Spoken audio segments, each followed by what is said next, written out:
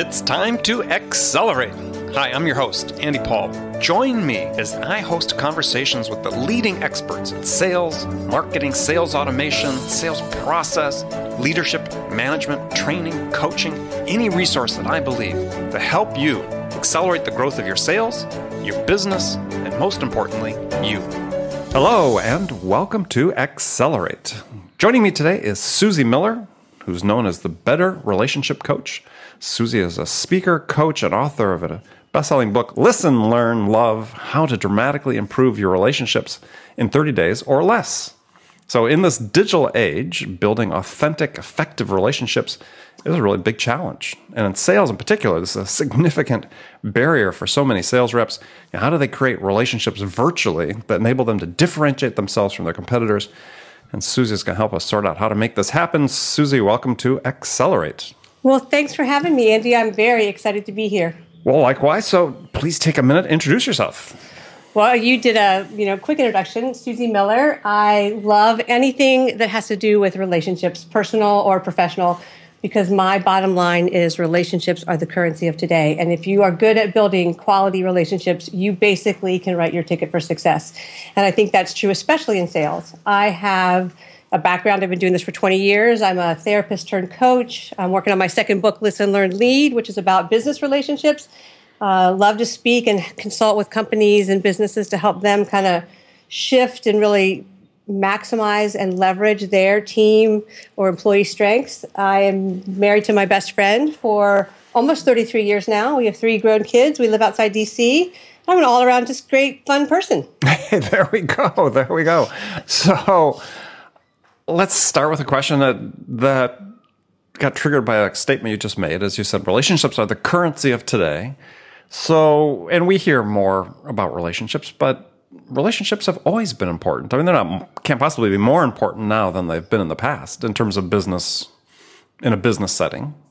You know, that's a great question, Andy. I think they are more front and center in terms of the importance of developing good skills because we live in such a digital world.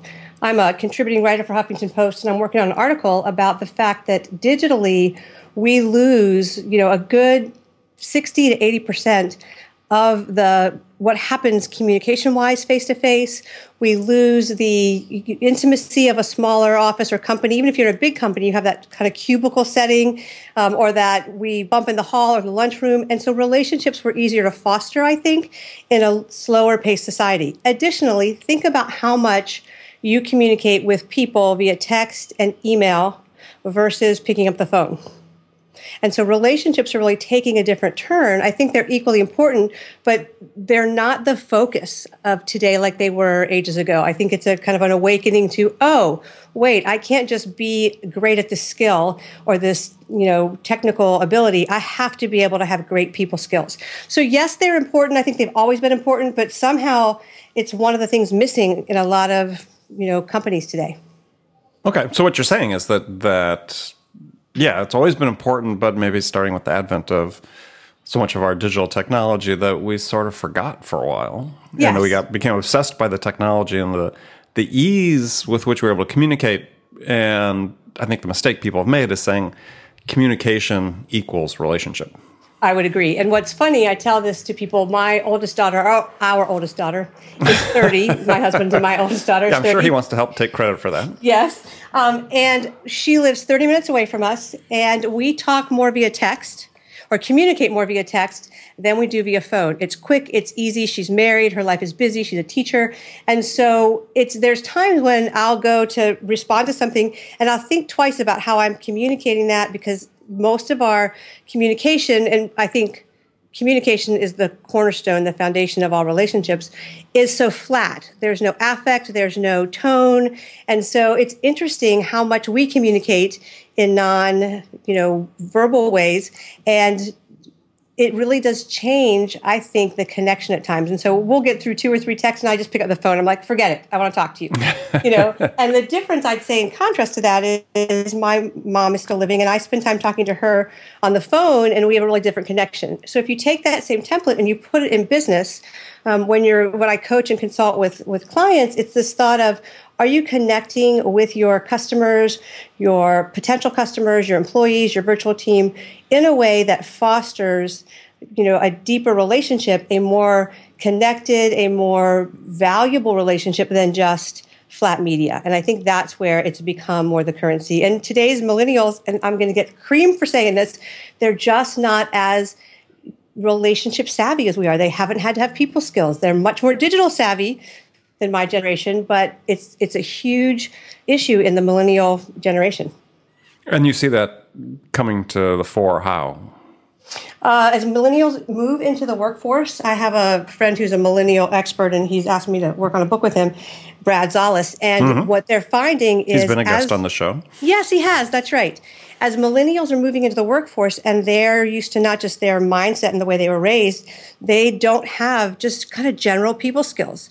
If you listen to, and I can say this because I have 3 millennial children, I love them all, but they'll do this kind of, and like, and they'll write the way they speak, or they assume that their, 3-word or 3-sentence text is enough versus all of the soft skills that go along with building a relationship. I think it's really coming to the forefront. Okay, so in the sales context, to dive into that here, is sure. We have, as you and I sort of talked about even before we got on the air here, is an evolving sales environment where increasingly sales is becoming an inside sales profession or inside sales dominated. And, these relationships now have to be built virtually using the tools we've talked about, which have the shortcomings that you discussed. Mm-hmm. So this really becomes really paramount because, especially in very crowded markets, which most products exist in very hyper-competitive crowded markets, it's really the sales rep that's the first line of differentiation between themselves and other companies. And the first one that can really start building that rapport and the trust with the prospect really has an advantage over the other one. So you've talked before about tips to help people successfully connect online. I want to sort of go through that. Okay. And one of your first pieces of advice is, which I think was really very interesting, which was that you have to approach your online relationship building the same way you do face-to-face. I believe so. I think you have to have a mindset. I interviewed Bob Berg, who's the go-giver, and it's a fabulous interview on my podcast about adding value and what that means specifically. And it's this idea of, if I think about the person on the other side of the media, whether it's email or text, and let me make a disclaimer. I love technology. I love that I can keep track with and connection with people and business clients and colleagues through all the media, and it's not so time consuming. But I believe there's a time and a place when you take a relationship from a couple circles out. This could be your potential client. Now you've met them, you maybe networked with them, or you were on the sidelines at one of your kids' ball games, and now you want to take it to the next level where they're a potential customer and they're moving through your pipeline. I think you have to really think about them as if they were standing across from you.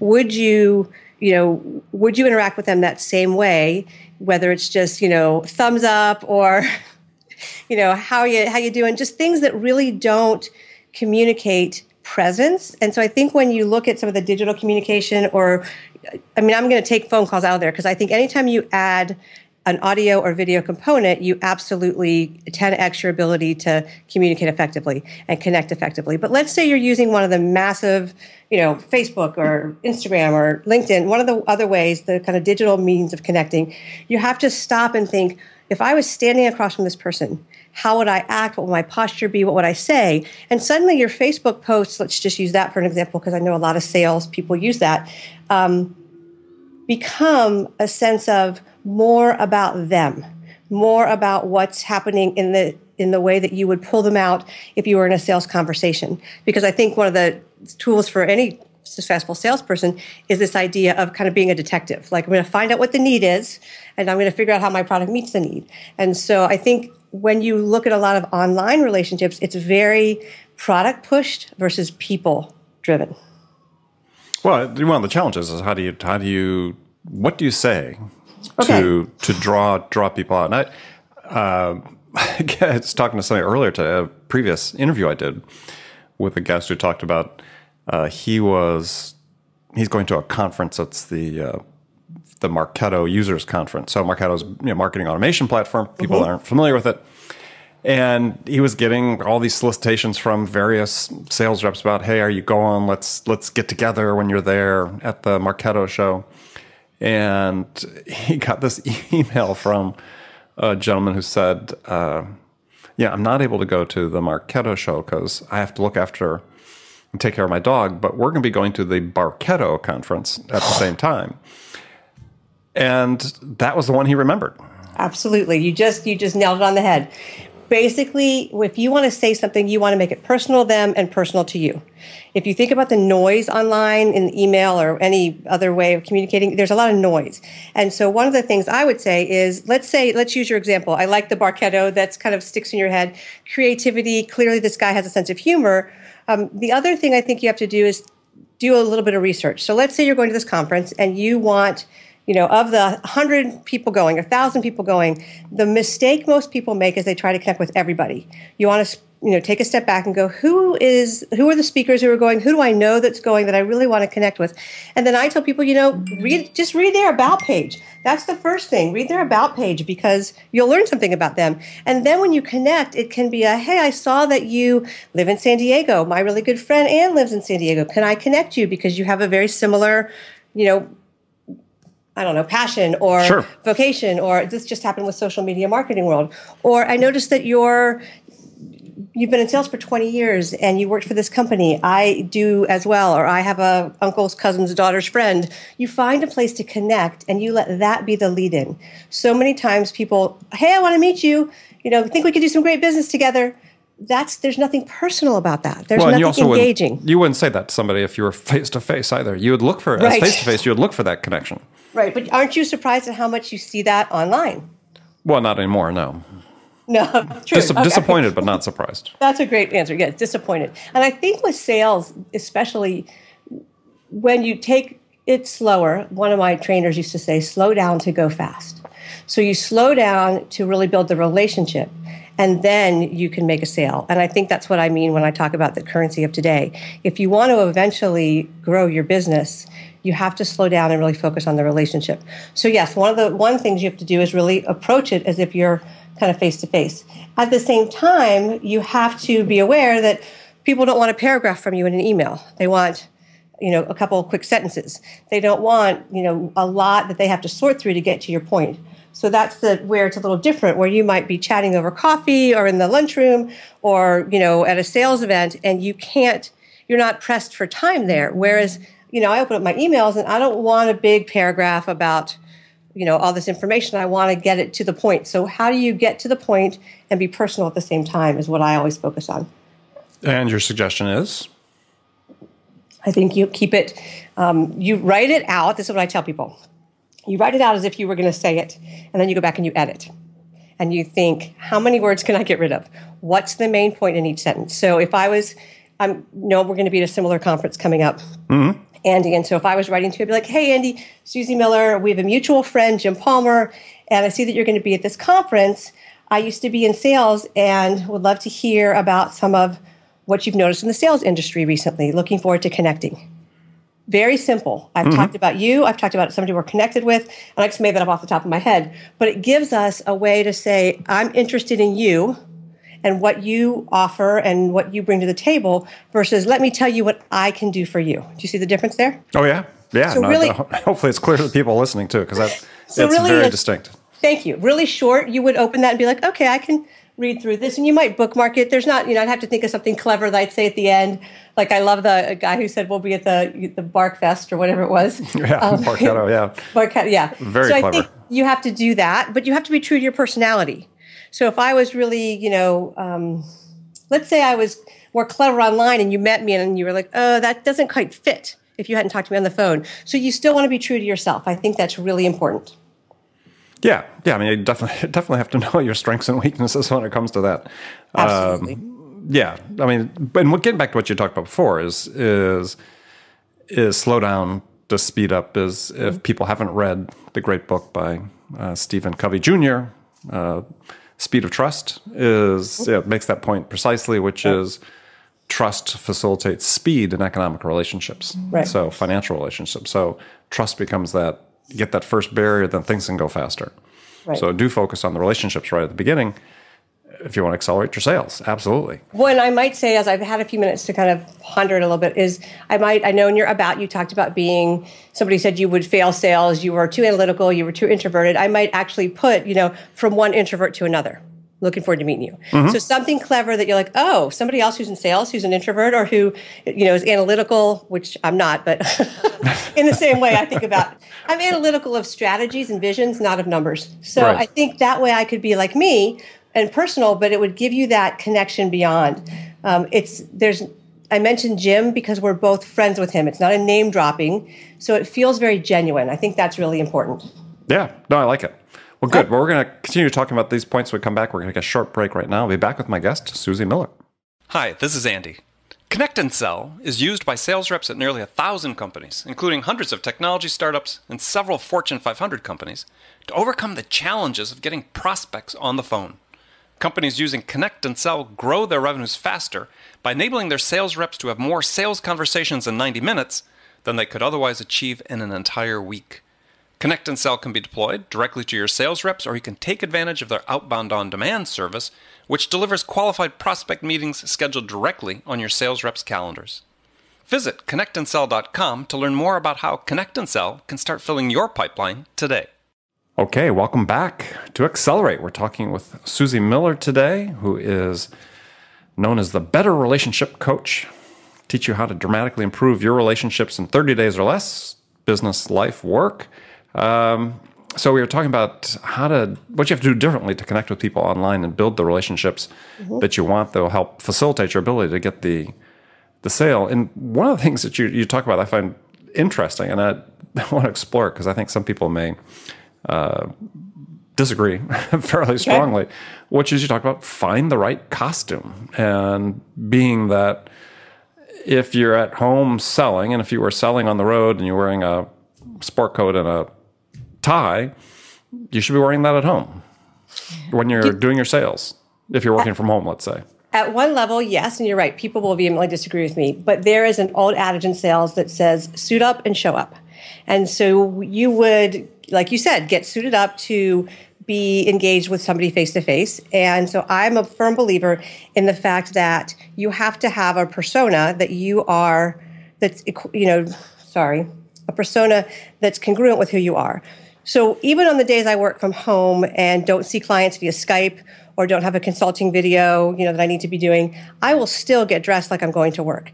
And the reason why is because it's been scientifically proven that your mindset absolutely shapes your day. So if you're slouching around, and it's fine to do it sometimes, but in general, if you find that your success isn't where you want it to be, try getting up and getting ready like you're going to an office, and treat your job, I think, at home like an office, more of a profession. And you will see a difference because when you're dressed to kill, your attitude, your countenance, the way you sit, the way you stand, the way you talk makes a difference. So I think that's really important. And then that carries over.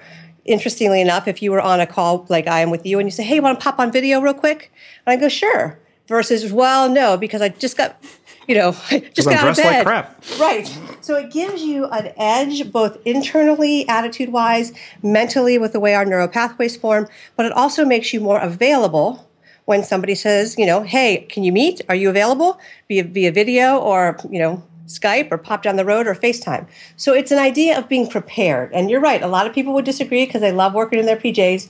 But I think it'd be interesting to do a study on that and say how much more effective and efficient are you when you're dressed the part?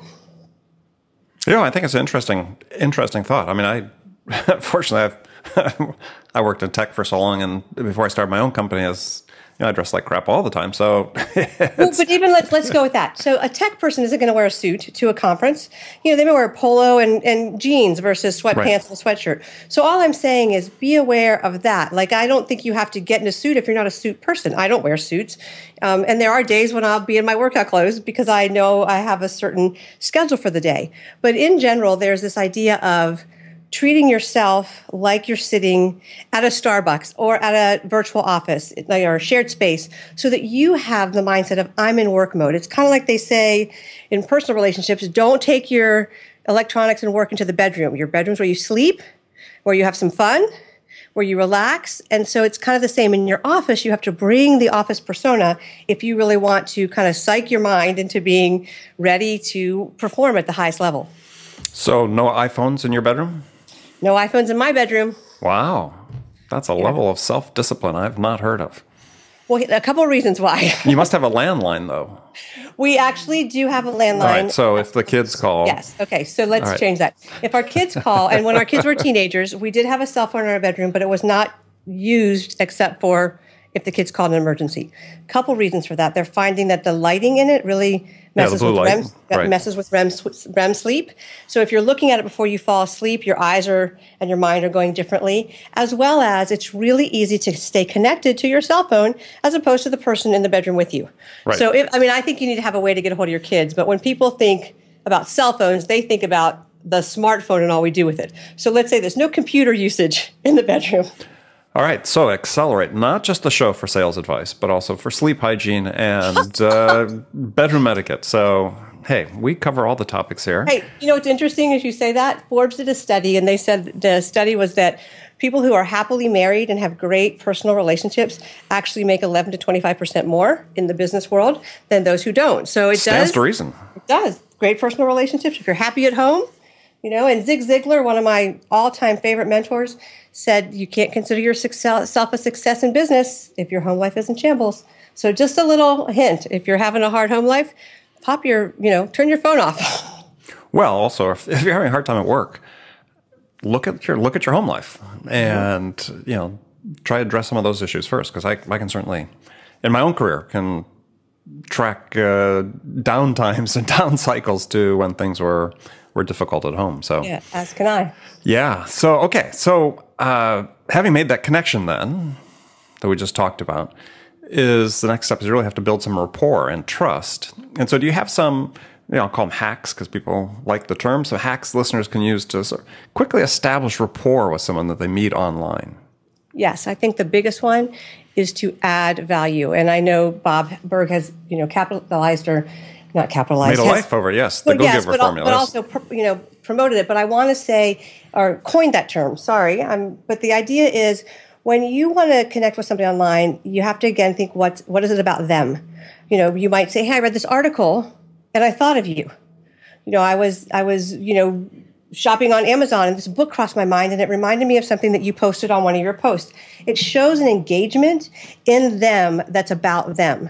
It could be, of course, you want to go read their blog, read their website, comment, be on their social media, their LinkedIn, whatever it is that they're putting out there. You want to be engaged with them, but not just, hey, great post, good comment, loved your show, but something as simple as, I listened to your podcast and it made me think of this other person that you might want to interview. So all these little ways where you're kind of adding value to people's life, saying, I really care about you as a person, you as your business, this could be, a huge connection point. I have a gal, she's actually in our mastermind, Dr. Carrie Drizga, and she's speaking at an event in Canada. And we were chatting, and I found this really fun link for wholesale sleep masks. And she is a big fan of how a sleep mask can change your whole health trajectory. And so I just sent her the link and said, hey, check this out. This would be really fun as a giveaway or as a, trademark with your brand on it. And so she just felt like, it was totally off hours. We didn't have a podcast coming up. There was no reason for it except for, hey, I saw this and thought of you. And I think that's what you have to do. That can feel overwhelming. So, and this is going to sound a little, it's strategic, but I don't mean it to be, what word am I thinking of? I don't want it to be narrow or people to think it's self-serving. Thank you. And that is, I think through who I want to be connected with, because we can't connect with everybody all the time. So who is it that I really want to express care for over a season? And it's not that you have to stay at that level all the time. There's some people that I'll connect with and they won't hear from me for 6-8 months, except for like Facebook or quick likes. But there are other people I think I really want to get to know them better. And I'm going to do that, not by giving them the sorority rush, but by beginning to understand who they are, what they're looking for, and how I can add value to their life. Does that make sense? Sure. Well, that's how you nurture prospects. That's how you nurture prospects. It's kind of the same thing you would do, again, offline, online. Yeah. And you can't nurture everybody exactly the same. And so you're going to prioritize based on certain factors, where are the ones you think are the best fit for what you're doing in terms of, you're best able to serve them with your product or service, or, what other criteria you want to use. But yeah, Absolutely. yeah, not everybody can be treated the same, but some, and when you do reach out, as you said, it has to be about not just, hey, I really like what the product you sell, but hey, I saw what you do, and I know somebody that might be able to benefit from it or something like that. And it's interesting. I would say to practice for the listeners, find somebody who can do nothing for your business. Like really go and say, I don't want to sell you a product. This person may or may not ever buy from me, but I really want to practice showing them that I want a relationship. I mean, you've got to be interested in them at some level, because you never know who you're going to care for or connect with or build a relationship with that knows your next big sale. Mm-hmm. And so I think it's the kind of thing where you treat the janitor like you treat the president. And so find somebody who's, you're not kind of rubbing your hands together going, okay, they could be my next best prospect. Find somebody who may not be a prospect at all, but is interesting to you, is intriguing to you, and practice there, because you really can't be salesy and you really have to invest in them. And then you end up with a good relationship, and who knows where that will lead. So it's kind of the law of, serving first, giving first, being involved with people first. Okay. So one last question before we move to the last segment of our show. Sure. And yeah, it's more of a general question, just playing off your title of your book. So what is the one thing for listeners that are here saying, okay, either in a business or personal context, I have a relationship that I want to improve. What's the one thing they can do to dramatically improve that relationship in 30 days or less? Well, there's a number, but I'll pick one that works every time. And that is, a lot of times when we're having a conversation, we're busy thinking about what we're going to say in response versus really listening to what the other person's saying. I'm a communication expert. I do it all the time. Somebody's sharing something and my mind's going to either we have a Me Too story or we have a let me tell you my perspective on that going through our mind. And so our minds are not really 100% present to them. And so the tip I use in my book is pause and pay attention. Pause your mind, stop thinking about what your response is going to be, and give your attention 110% to the person who's speaking. You may take a different angle, a nuance of the message. You may see some body language you might not have picked up, a tone that you would miss if you're busy formulating your response. And that is something that if you start doing with clients, colleagues, anybody you have a relationship with, it will shift the tenor, not just of the conversation, but the relationship, because people will feel heard. And most of us in this world don't feel heard or listened to, and we want to. Additionally, it really cuts down on miscommunication. Good. Well, if I may, I'd add one thing to that, sure, which I think is really important. Is I'll use words I got from a previous guest, but is when you are being present and listening, listen without judgment. Yes. Well, and that's shutting down your mind. You're not thinking. If you're listening with judgment, you're already going back with what you think. So it's this open-mindedness. It's this sense of, I'm going to be present and try to take in what you're saying. So if somebody comes to me and they're talking about a political candidate that I might not like, I'm already going to have a dialogue in the back of my head. And so when you shut that down, judgment shuts down, presumption shut down, and you really can kind of be like, interesting thoughts. And then you can pause and decide what you want to say about it. So yeah, I do like that. All right, excellent. Okay, we're going to move to the last segment of the show. Sure. After we finish, Susie will give everybody a chance to find out how to connect with her. So in this segment, I got some standard questions I ask all my guests. The first one is a hypothetical scenario that you're sort of the star of. And in this scenario, you, Susie, have just been hired as the new sales leader at a company whose sales have stalled out. And they want to get unstuck and turned around as fast as they can. So your first week on the job, what two things could you do that could have the biggest impact? So the first thing I would do is set up a meeting with the sales force privately, one at a time, and really ask them, 3 things they like that they think is going well, and 2 things that if they ran the zoo, what would they change? So I would do that because I feel like that gives everybody a sense to know that I would care about what they think, but also you have input in where we go from here. Right. They don't care what you know until they know that you care. Exactly. The second thing I would do is I would take all of that. I'm a big fan of Post-it notes, and anybody who's read my book or any of my blogs knows that. And I would put them on like 2 different color Post-it notes. So green is good, red is bad. I would call a sales meeting, and I would put them up on the board. And I'd be like, okay, they'd all be in my handwriting, so nobody knew who said them. Here's what we think is going well. any additions, any tweaks, any, top 5 that really we need to focus on to keep going so our sales, can go off the charts. Here, the red ones are the things that people really feel are what's causing the stall in the water. This is the muck in the bottom of the lake. This is the stuff that's getting stuck in our propeller. We're not speeding across the sales water, just kind of like the old Miami Vice cigarette boat. What are your thoughts? What are your potential solutions? And suddenly you have a sales team rallying around you as a leader, able to say, okay, we're part of the solution. People will get behind what they help build. And so those are the 2 things off the top of my head, because you didn't prep me for these. Of course not. If I prepped, that wouldn't be fair if I'd prepped you. It'd take all the fun out of it for people listening, as well as for me. So now I've got some rapid fire questions. You can give me 1-word answers, or you can Sure. elaborate if you wish. So the first one is, when you, Susie, are out selling your services, what's your most powerful sales attribute? I ask great questions. Excellent. So who's your sales role model? You mentioned Zig Ziglar before, but maybe somebody else? I would have to say I've learned more from him than anybody else. Brian Tracy is another one. Okay. I don't want to say the oldies but goodies, but the oldies but goodies. Great. Oldies but goodies. There are some new. I should say that. I like Jim Collins, Good to Great. But I'm older. I'm a cusper. I'm in my 50s, so I've been around a while. Oh my gosh, not your 50s. Horrible. I love being in my 50s. They're fabulous. So they're not old to me. They're the people I kind of grew up with and cut my sales teeth with. True. So, okay. So along the same line as one book, excuse me, that every salesperson should read, whether it's a sales book or not, other than your own. Wow, this is the question I'm going to answer. The first thing that came to mind, because I'm a voracious reader, and it's another oldie, and that is The Aladdin Factor by Jack Canfield. And what's interesting about that is most people in sales don't ask or they give up asking too soon. And it's been shown that it's the 5th through the 12th ask that gets your results. And so the Aladdin Factor goes through, it's based on, the genie and a couple of wishes. If you don't ask, the answer to every question you don't ask is no. The shots you miss are all the ones you don't take. Right. So it's this idea of really understanding why you're not asking and getting out of your own way so that you can begin to be a better asker, even if it's the first initial conversation where you're making an impact or the final ask for the close. That to me is a really important thing to be aware of, because it's about a relationship with yourself and where you get in your own way. So that's the first thing that came to my head. Good choice. And can I give you another one?